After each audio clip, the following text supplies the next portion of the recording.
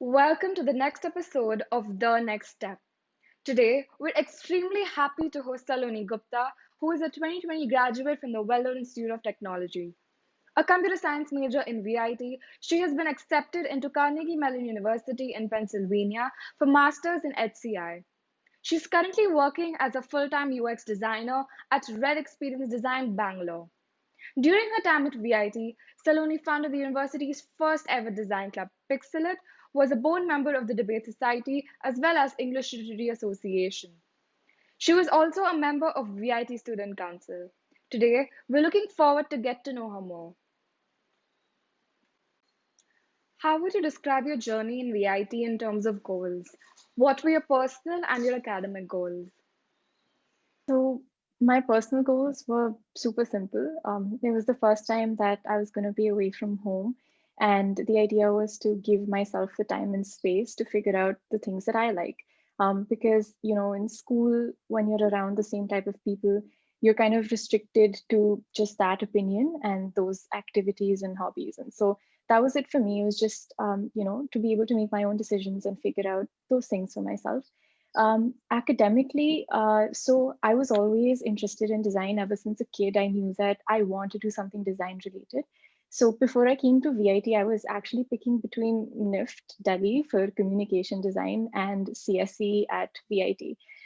And the reason that I made this decision was that for me, the idea of being a designer sort of revolves around this concept of being able to create whatever I want. It's essentially like this toolbox where you just use whatever skills for whatever thing you need. And I felt like personally, computer science would maybe give me a lot of those skills, and which is why I decided to pick VIT. But I did always come with this mindset of figuring out how I can specifically use this curriculum to make myself the designer that I want to be.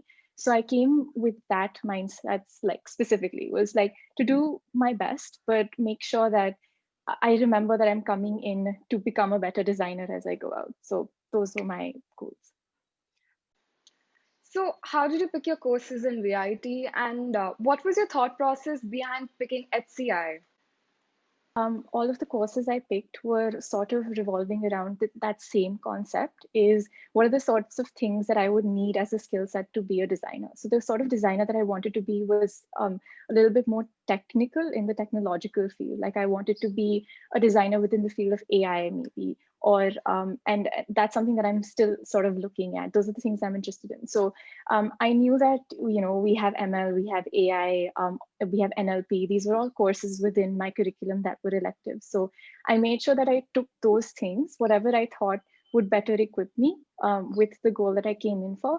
And HCI was just one of those things also. Like I know that VIT doesn't give it a lot of stress, but I was so excited because like it was a good mix, and it was what I wanted to also sort of maybe do my master's in.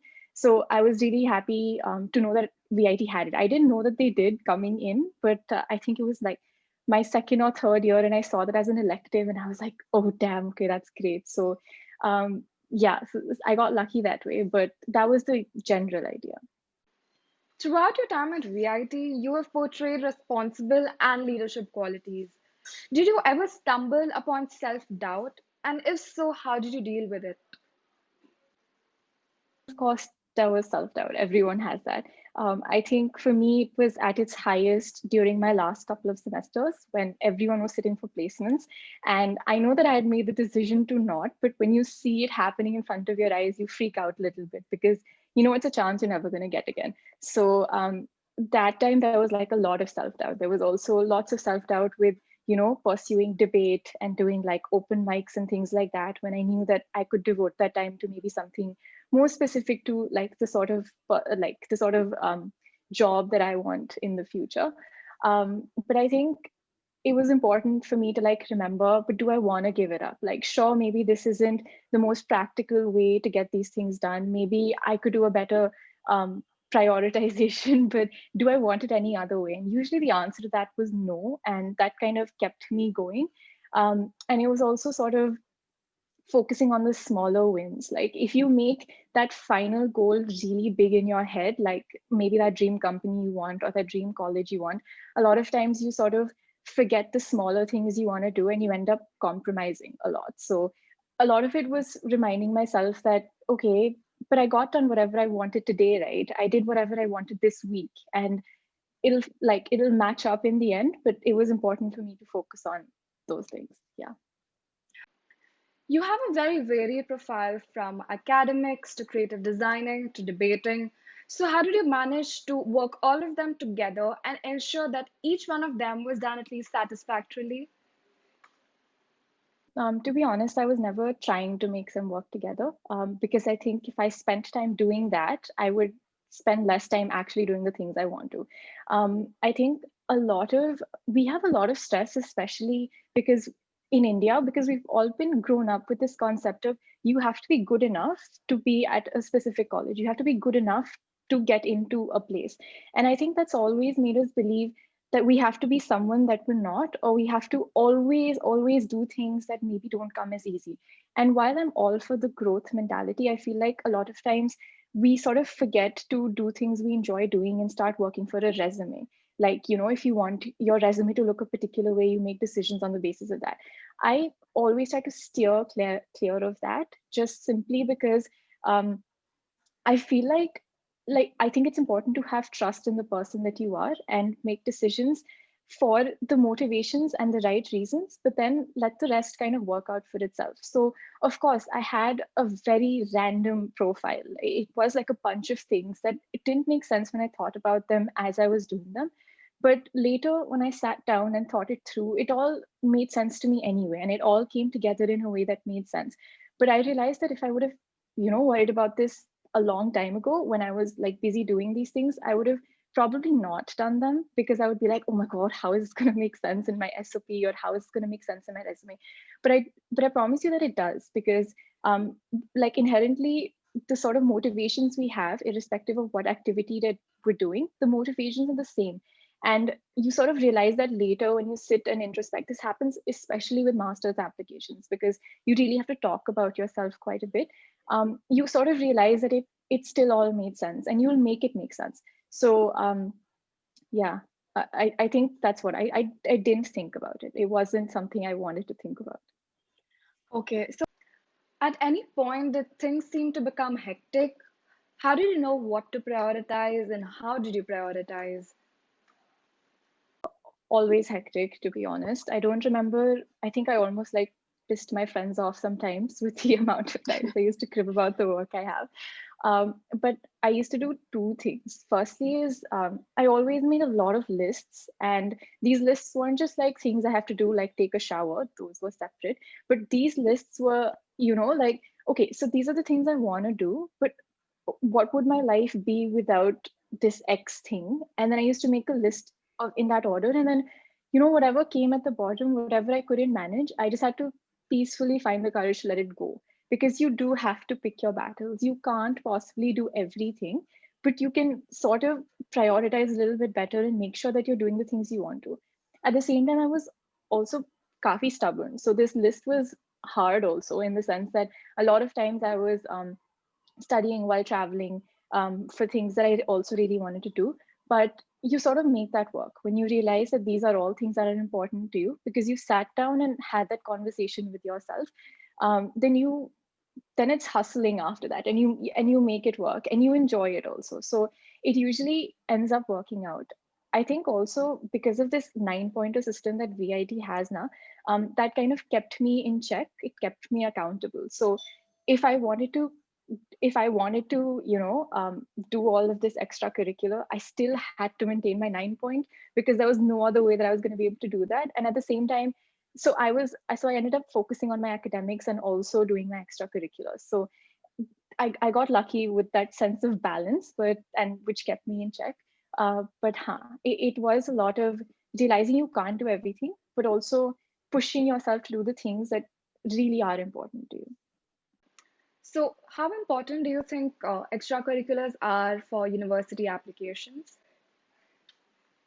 Again, I don't think I can say that they're so necessarily important that you must do them. Of course, I think the admissions committee values it because it shows your ability to interact, to communicate. And those are all important, especially when you're an international student. But at the same time, I think there are other avenues for showing that to them too. I don't think it necessarily needs to come from these extracurriculars that you're doing. So, I mean, I'd reverse, I'd, I'd basically say that you shouldn't stop yourself from doing them. I don't think that they're distracting or bad for college or, bad for you. I think you should definitely give them a chance. But at the same time, I wouldn't force you to be active in a club because you think it's going to help your college situation. Because to be honest, if you don't enjoy your time there, you're not going to be impactful where you are. And if you're not being impactful, then you've anyway not created the difference that you can ever talk about within your SOP or your resume. For which reason, I just say do the things that you genuinely enjoy, because that's when you'll have something to talk about. That's when you're going to have a story.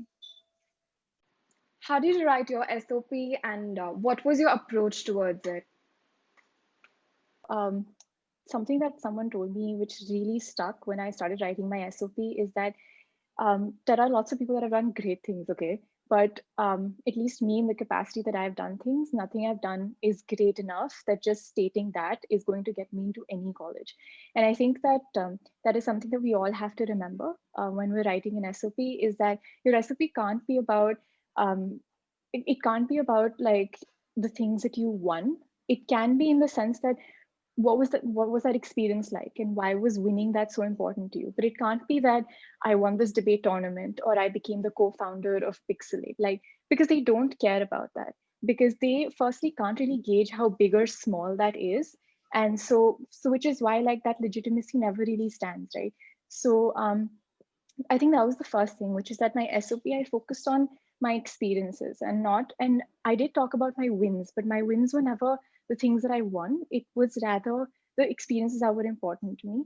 And I think that really makes a huge difference, because at the end of it, they're not looking for people that are already great, because then why are you going to do your masters anyway, right? They're looking for people that can be great with the help that these universities can give to you. And they're just looking to find that in you. And that's the sort of thing that you have to remember from the get-go. I think another thing was, so how do I say this? Okay, so also I think you also have to be restrictive in the sense that I didn't talk about my debating in my SOP at all, because a lot of people, what we try to do is we try to put everything in our SOP. So because we want like the committee to know every aspect of our personality, but that's not going to happen. And also, if you try to put too much, nothing's going to come out the right way. Nothing's going to come out properly. So you really have to first think about the story you want to tell, realize that you can't tell all stories, and then start writing it.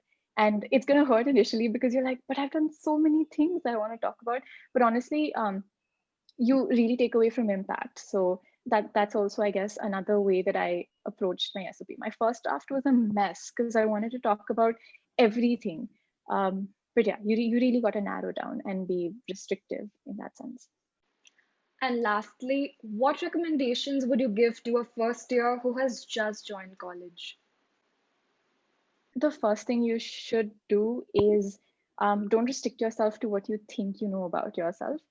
Because I know that we all think that we understand what we want to do, but usually that's never the case. And even if it is, I'd say afford yourself the opportunity to try out other things anyway, because it's possible that your life may just change for the better without you sort of realizing that it could. It might be something that you never thought you'd do. For me, that was debate. I never thought I'd be trying out for the DebSoc, but when I did and I got in, it became a huge part of my life. And I think that these are experiences that people deserve and think people should definitely indulge in. And I think the second thing is so many juniors, like in their first and second year, will ask me about placements and about masters, and and that baffles me, because I don't think you should worry about that quickly. It's going to make sense to you, and when it is, you're going to make it work for yourself because you're really going to want it. But if you start making all your decisions on the basis of this job that you want at X company,